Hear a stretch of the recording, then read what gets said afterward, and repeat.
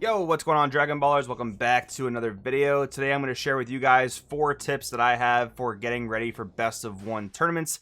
With State of the World and everything, most of the events you guys are going to be able to play in are these online webcam best of 1s, whether it's the Bandai sanctioned regionals or other TOs, private circuit series and things of that nature. We're kind of just dealing with the best we can given the state of the world and everything. But yeah, these are tips that I give to my patrons as well as other players in terms of getting ready for best of 1 events. So if you guys are new here, definitely subscribe and hit that bell so you never miss a Dragon Ball Super video. And if you guys want to help support the channel and get ready for events just like we're talking about doing today, check out the Patreon down in the description. Whether you're interested in coaching or you want us to read the articles there to see where my head's at competitively, helps channel out a lot and it'll help get your game up. That being said, let's get started.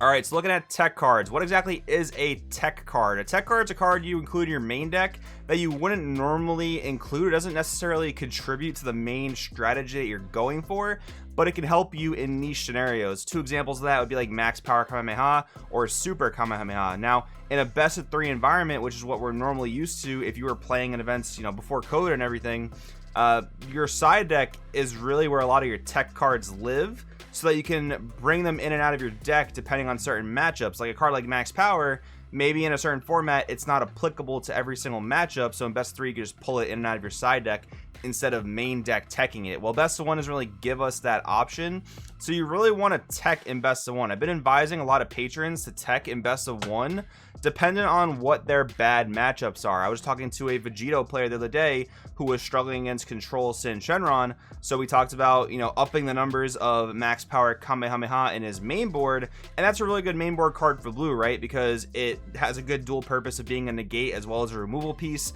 Blue can make very good use of that because you have additional defensive energy the majority of the time through a lot of your cards like D-Magic and Senzu Bean, so that one just makes a lot of sense. Whereas in best of 3, Vegito would possibly main deck Max Power, but more likely sideboard it. Super Kamehameha is another really good piece of main deck tech that I've been recommending to Gogeta Xeno players, Dark Broly players, because there are certain floodgates you want to stop, like Topo Righteous Aid or Heroic Prospect Trunks or Gohan Baby's Minion. Again, another card that in Dark Broly and probably Gogeta Xeno you'd more often side rather than see it in your main deck. It's a card you're going to want to bring into your main deck because you're in the best of 1 environment and you want to be prepped for your bad matchups. If Dark Broly and Gogeta Xeno can get stopped pretty hard by those floodgates that I mentioned.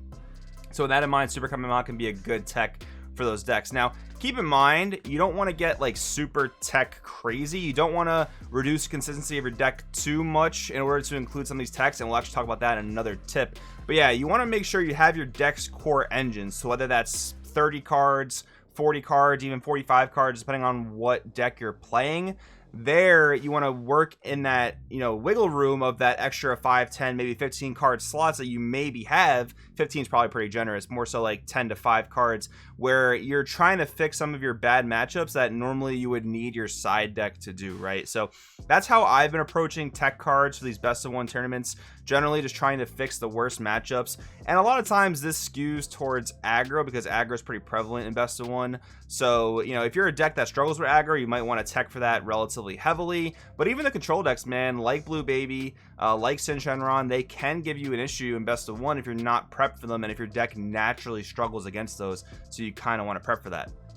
Anyways, next tip we're going into is deck math. Okay, we just got done talking about teching, not teching too crazy, and not bogging down your deck's consistency, right? Now, in terms of deck math, ever since they've upped the deck count from 50 to 60, I've kind of been toying with this and seeing where a good number's at. Now, a lot of mill decks like Vegex and whatnot, well, that's the majority of mill decks in the game at the moment, they'll play anywhere from 50 to 60 depending on the pilot, depending on what the pilot's comfortable with. But in most decks, I've generally been okay with playing 52, even in best of 3. Now, more lately, I have been trying to chop that down to either 50 or 51. But in best of 1, I think 52 is a very, very acceptable number for a main deck, given the circumstances. And here's why. If you're looking to open a specific card in your opening hand, this is pre-mulligan, by the way. Adding the mulligan makes the math much more complicated. But pre-mulligan, if you're looking to open a specific card in your hand, a 4 of card in your deck, right? Whether you play 50 or 52 cards, your chances of seeing that card only lower by less than 1% if you decide to play 52. So I do kind of favor that consistency more so in best of 3, especially if the tournaments are longer, like 7, 8, 9 rounds. But if you're playing in a 6-round best of 1, where again, you really just need those tech options, you need those cards to help against those bad matchups, I really do think going to 52 is okay. So I know, you know, big TCG cardinal rule of thumb is never go above the minimum deck size limit, and that is really good advice. But in Dragon Ball, it's a bit of a different story because we draw so many cards compared to other games, right? Like our inherent leader draws, our super combos drawing, we just draw a lot of cards. So I think in best of 1, that's very, very acceptable in my opinion. Next up, prep for aggro. Once again, we just see in these best of 1 tournaments, aggro happens to do very, very well. Now, if you've been following the channel, you'll see every week I post the meta updates, and I wouldn't say aggro takes an overly dominant slot in these top cuts, but it does do very well. We just saw Majin Vegeta win the most recent tournament. Vegex came in 2nd place, I think like 3 weeks in a row, something along those lines. For whatever reason, people just bring aggro decks to these best of 1 events, and that might just be because of the time rules, right? With the webcam setup and everything, I'm pretty sure the time rules are a bit longer than usual best of 1. Usual best of 1 would be 30 minutes. I think some of the webcam tournaments are anywhere from 40 to 50 minutes because of that online complication. But anyway, I think people bring aggro to these events to kind of just speed up the process, right? That, and if you're not prepped for an aggro deck, they can easily, you know, get the edge over you if you're not prepped for it. You don't have the right cards or the right, you know, mindset to approach the matchup, right? So when you're talking about prepping for aggro, let's say you're playing King Piccolo. King Piccolo is a deck that doesn't always main deck Topo. I mean, you could apply that to any red deck. Even like Red Broly doesn't always main deck Topo, right? Now, if you wanted to really prep for aggro, maybe you'd include 2 to 3 copies of Topo in your deck. And then Violent Rays, same thing. Maybe you were only expecting to play 2 Violent Rays in the main deck and 2 in the sideboard, and you're thinking, oh, I'll just take my best of 3 deck to best of 1 tournament and just, you know, say ignore the sideboard. But you might want to bring those 2 or maybe 1 extra copy of Violent Rays into your main deck if you're, you know, if your deck maybe struggles against aggro and you don't have that luxury of siding. So prepping for aggro is a pretty good general rule of thumb for best of 1 events. Wanted to kind of throw that out there.